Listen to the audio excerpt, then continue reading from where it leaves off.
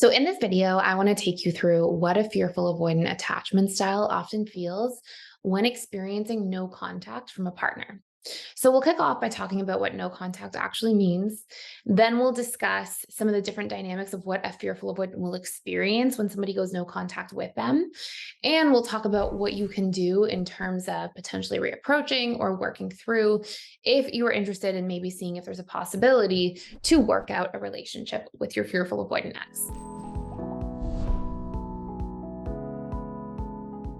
So first and foremost, no contact is essentially, pretty self-explanatory. It's a phase of time where you literally will not contact or have any type of contact with somebody who is your ex. And that's generally what it refers to. Yes, we can have no contact with family members who are unhealthy, with friendships that we know it's time to really take a break from or potentially end if it's also unhealthy. But it's most often discussed in the context of romantic partnerships. So when we take a look at no contact with a fearful avoidant, it's interesting because what we know about the fearful avoidant is they have the anxious side and they have the avoidant side.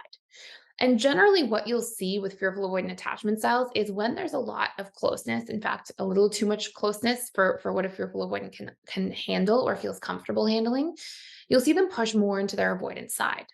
So you'll see them like sort of retreat or go into their shell or avoid, or sometimes even like stonewall or ice somebody out. But when there's a lot of space, the fearful avoidant, when they have an attachment with somebody, like a bond built, they're more likely to actually push into their anxious side. And so no contact will often be something that affects fearful avoidance in a couple of crucial ways. We'll talk about four major ways. So one of the first things you'll see for fearful avoidance when somebody goes into contact with them is initially, very initially, they may experience some kind of relief or freedom. And this is initially, meaning this is often if, there was a really tumultuous relationship, the relationship wasn't working out, they felt engulfed or too enmeshed in the relationship dynamic. Often at first, fearful avoidance will experience a little bit of relief, but they generally have a period of time, like sort of this space in which this relief is meaningful to them. And that period of time is generally around 3 to 6 weeks. If somebody's leaning much more avoidance, sometimes it can be slightly longer. But we'll generally see for this first bout of time, the fearful avoidance are like, oh, I'm free, I'm on my own, I can do this. But what we will then see is that fearful avoidance, when they get out of that sort of avoidance side, they sort of get their fill of being on their own and having their needs for autonomy and independence met. There's a bit of a boomerang effect that tends to happen when somebody's truly no contact with them. And this is also because in that first initial few weeks, well, the fearful avoidant may feel like, okay, I'm in my, sort of space. I have my own time. I can do whatever I want now. And they might have this sort of concept of freedom. Often as well, they spend that period of time numbing because while they value freedom and autonomy, they also don't really love to be alone for too long. And so they may, on the other side of this, actually feel a little bit of discomfort or fear. And sometimes we'll see, like after a breakup, that a fearful avoidant will really get into their creature comforts. And what that means is they'll really get invested in things like um, maybe drinking too much or numbing in a variety of different potential ways, distracting themselves too much, exercising way too much, like things that are coping mechanisms to kind of avoid themselves. So while this like initial lure of, oh, the freedom, I can do whatever I want, seems enticing and seems exciting, they may come to see over the next few weeks that, like I'm actually feeling a little bit lonely. I'm actually feeling really disconnected. I'm actually a little afraid to be on my own because fearful avoidance, usually an unhealed fearful avoidant, has a lot of relationship building to do in the relationship to themselves, right? They don't usually love being alone with themselves.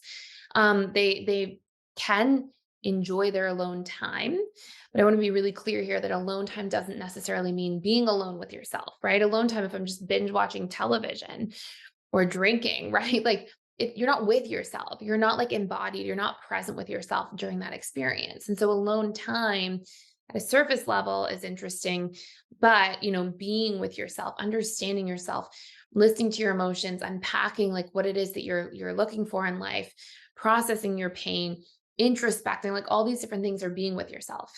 Numbing, watching television, going out all the time and partying or all these different things, that's not being with yourself. And so with that being said, you'll see that that's really point number two is after that initial sort of relief and freedom, we may actually see this kind of stage in no contact for fearful avoidance of ambivalence, where the fearful avoidant kind of becomes like, touch and go. They're enjoying their freedom, but then they sort of have this intermediary zone where they're like, I don't know, I kind of miss talking to my partner. I'm kind of interested in like, what could have been. And they may start to kind of ruminate or reflect on what led to the downfall of the relationship, potentially miss their partner. And again, I want to be really clear here.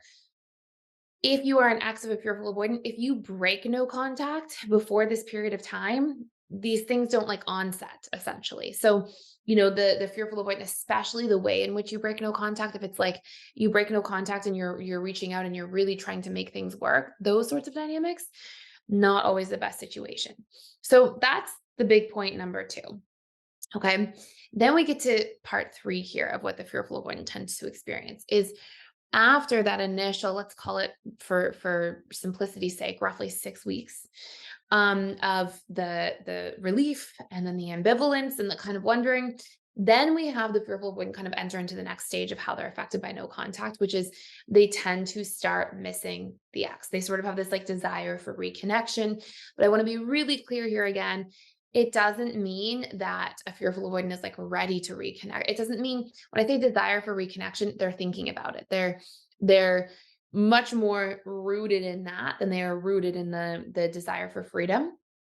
However, I've seen this time and time again. If an ex reaches out to a fearful avoidant and is like, I miss you, we want to get back together, and they're that direct and they don't like leave time for things to kind of rebuild or for different discussions to happen, it will polarize the fearful avoidant back into their avoidant side. And so, when you're having this like desire for reconnection, they're interested in reconnecting, not necessarily getting right back into a relationship. And there's actually a really big difference. And so there's this phase around that time period where, and again, I'm going to be clear here as well about something. This doesn't mean all relationships, right? If there was a really terrible relationship, it didn't even last long, you never even really made it past the dating stage or honeymoon stage, it was toxic, fearful ones may not be like interested in getting back together. But if there was like a really long-term meaningful relationship, this tends to be the cycle that they follow. And so then there will be this kind of like desire for reconnection. But if it's fed into too quickly, they'll polarize and run away. And so in this desire for reconnection space, even though fearful ones kind of value their space still, they're usually missing their ex and they're feeling their feelings about it. They're out of that like self-numbing stage. By the way, I will say really quickly too, if you are like any attachment style and you're trying to get back together with your ex, we have courses you can check out for free for 7 days for every single attachment style and their partner. So like FA with AP, FA with DA, and it's the course on reconnection, like how to do reconnection effectively and the steps you need to take. And there's slides and notes and all this stuff in there for you.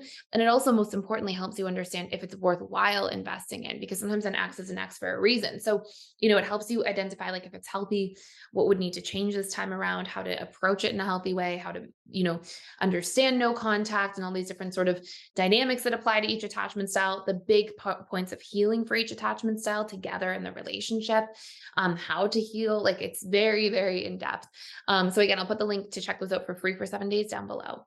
And so then we hit the fourth stage. Okay. So we've got the freedom stage, then we have the kind of ambivalence stage, then we have the desire for reconnection stage. And then we have the rebonding stage if approached correctly, right? And this is the space that fearful avoidants are actually interested in, like really investing back in the relationship. It's not something where they're like, oh, I'm thinking about it, I'm ruminating about it, I'm questioning myself, I'm missing this person. It's like, no, they're actually taking action. And in this stage, it is super important for you as the ex, whether you're another fearful avoidant or any other attachment style, to do a few crucial things. Number one, you have to have a discussion about what wasn't working the first time around and put some strategies and ideas together for like how we can do it differently. Because what we never want to see, what I never want to see, is people who are in an unhealthy relationship dynamic break apart and then back together and just repeat the same patterns. I mean, it doesn't make any sense. So there has to be actual discussion. And I know sometimes it can be scary to have these discussions, but it's of the utmost importance. Like what wasn't working? What can we do differently? What were things we didn't realize were hurting each other? And how can we improve on those things? How can we be more validating of each other's feelings and perspectives, more sensitive to each other's needs? More take more action steps in terms of investing in the relationship more effectively. And this is where like we can actually rebond effectively. And believe it or not, fearful avoidance, they want to have these discussions. Like I know some attachment styles shy away a little bit more. Fearful avoidance are all about this kind of stuff because they want that transparency, they want that depth, they want that openness. So these are really important discussions to have within that stage. So, I hope this made sense for you in terms of the major things that fearful avoidants will often feel during no contact, and some action steps for what you can do differently the next time around. Again, you can check out those reconnection courses for free for 7 days using the link down below and literally type into your dashboard when you get into PDS, like whatever your attachment style is and your X's, and you can type in like DA with AP or whatever it might be, and it will help you really get all the information you need and so much more.